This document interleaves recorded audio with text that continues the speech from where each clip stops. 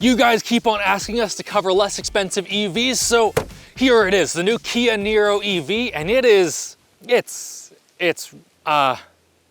doesn't look too bad. With the limited edition, you get this gray C-pillar here that has actual venting. I don't know if it's functional, and I've had so many people coming up to me on the street being like, is that the new R8? Jokes aside though, I do think it looks good. Kind of like a rally car from the 80s that's just gotten a little bit bigger. I particularly like the DRLs that they have here. It sort of looks like a little heartbeat. Oh, let's see if it has a little bit of a frunk here. Oh, okay, that's not too bad. In here we have enough space to store like a couple valuables, maybe your drugs, but not a whole lot. Coppers can't get my Advil now. Down under the car, we have a 64.8 kilowatt hour battery that Kia says is good for 407 kilometers of range. And if you want to charge it up, you can do so right here. Here we've got up to 350 kilowatt fast charging, which will take you from 10 to 80% in 43 minutes, which I have no clue what the charging curve of this looks like, but you can go from 10 to 80% in 45 minutes with 100 kilowatt charging. So the math doesn't really math. That said though, I've had very little trouble. This is a much smaller battery than we see in a lot of EVs, and it is just an efficient little car. So even with level 2, I have not had much trouble taking this all the way to 100% daily. Around the side, we've got 17-inch aero rims that are diamond cut that look like every single other diamond cut rim that you can buy in 2023, as well as winter tires. Kia Canada, what were you thinking? Like, I know there's snow on the top of that mountain, but that doesn't mean that we're gonna go there. These poor things, geez. This video was filmed back in July when winter tires weren't necessary. We've also just got normal everyday door handles, very nice. The design of this makes me just really think that your cool gym teacher is the person that would want it, and the space back here means they will want it even more. So many EVs and hybrids will just give you so little trunk space as they try and just cram batteries wherever. Here that is not a problem. You can throw your volleyballs, your pile-ons, your baseball bats, whatever you want back here. It is excellent for this segment. Hopping into the rear seat, it's really quite good back here. There's enough room for real adults. I'm 6 feet and can easily fit behind myself. There's plenty of headroom. This armrest here feels excellent. And we've also got heated seats on this trim, USB-C charging, and a little spot to rest your other arm too. Hopping into the driver's seat, this is sadly where things start to fall apart. The materials in here, like guys, Kia, what were you thinking? There is piano black all up along the door, all along the front. There's just so much piano black in here, and all of it is in places that you're going to touch. It's frankly unforgivable. Speaking of unforgivable, these seats, they're I don't like them at all. I've had a couple of people try them out and they've rated them from fine to absolutely horrendous, and I'm sadly in the later of those. I have a lot of trouble getting comfortable because it feels like they're made for kind of being like up in that SUV sort of seating position, but then your arms don't hit the armrests, so instead you kind of have to go down, and the lumbar support feels weird, and there is adjustment for that, but even all the way in, it feels like there's too much. I just don't like them at all. That isn't to say that everything in here is bad. There's lots that's great, actually. These seats are heated and ventilated. The armrests are nice and squishy and very comfortable, even if I wish this one did come out a bit. The steering wheel is really good, and even though the buttons are piano black, they're at least real buttons, and we have nice little toggle switches for volume and such. There's also plenty of stuff that's pretty medium tier in here. Like, we do have actual climate controls. They're just hidden behind the media controls, so you can only see one at a time. This touchscreen's a little bit of a reach, but at the same time, it's Kia and Hyundai's basic system, and it works well enough. You're not gonna complain. And we do have Android Auto and Apple CarPlay, but you do need to plug in. No wireless available. Rounding out the medium-ish quality stuff in here is the storage. In here's the only spot that you can put your glasses. There's no like dedicated spot for them. The cup holders are kind of weird, kind of fun. They can fit a water bottle from ltdstore.com, only the little one. And that's about it. You have a glove box, I guess. Can't take that for granted. Really the only thing these days that you can guarantee does not have piano black is this segue to our sponsor. Seasonic.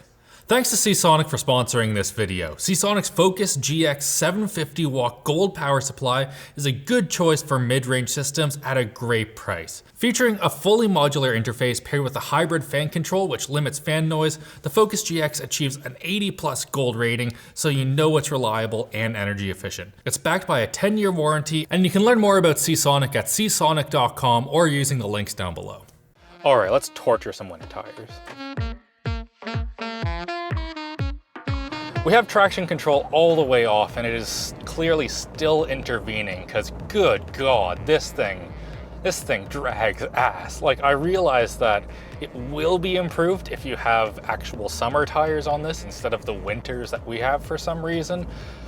But God, it is slow. We have 200 horsepower, 188 foot-pounds of torque, which should be pretty reasonable in a 3,800 pound car, but it can just not put any of that down whatsoever. It is disgusting. Now, I wasn't able to find an official 0 to 60 time from Kia. It seems to range from about 6.5 to 7.8 seconds, but what I do know is that I was at a red light yesterday beside a last gen Kona EV, and that thing destroyed me. I could not keep up at all. Also getting destroyed, these poor tires in any corner, there is no limited slip differential in this thing, and you go into a corner, you hit the gas, and that inside tire is just getting punished.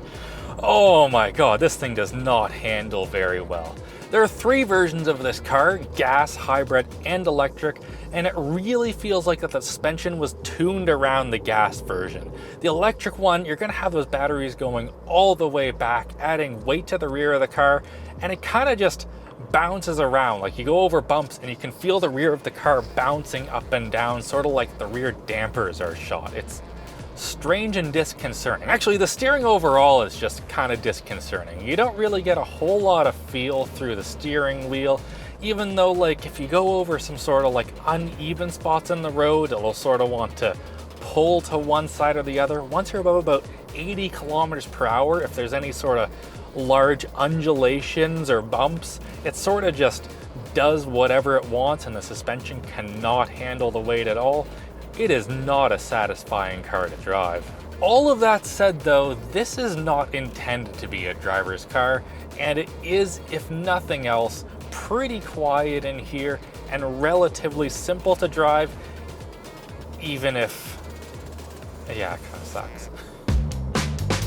Of course, this being a Korean car, we do have Hyundai/Kia's safety systems, and they are fantastic. This is some of the best adaptive cruise on the market, and the lane centering is okay-ish, but really quite good if you're into that sort of a thing.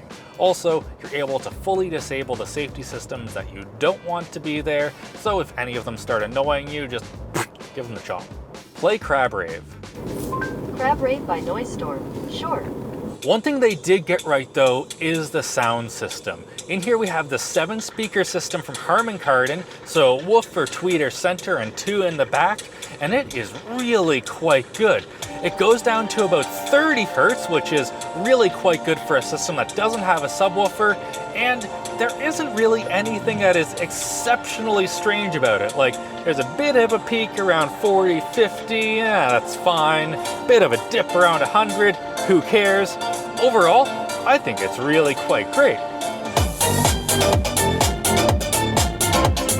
Well, that was fun, but this final bit will not be, for you at least, Kia. Oh, Kia, why did you give us winter tires in the summer? And why did you not think through who actually wants to buy this thing? Like, this is an excellent car for someone that just wants a not very expensive EV that they can cheaply take to and from work, that just simply gets the job done. But what it seems like Kia's gone for here is just trying to make it cool, in the same sort of way as when your band teacher's like, today we can play Beverly Hills, and you're like, this is f***ing cringe. If they had just very simply pulled it back a bit, made the materials in here less fancy looking and more so just kid resistant, and taken the time to have these seats be actually comfortable, then I think this could be a real winner. Compared to like the Bolt EUV or the Toyota Prius, it has way more room in the back and the boot. Just, it's not comfortable.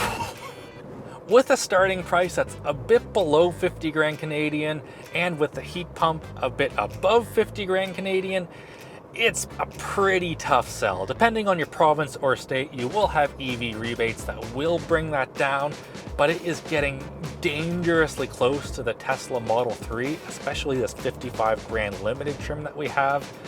And like, I just want the Prius. That really achieves what this car is going for, but just so much better. And this right here, I don't know guys, it needs better seats. Oh, huge thanks for watching. Hit like, get subscribed, and just have a great old day, and maybe treat yourself to a little bit of a stretch.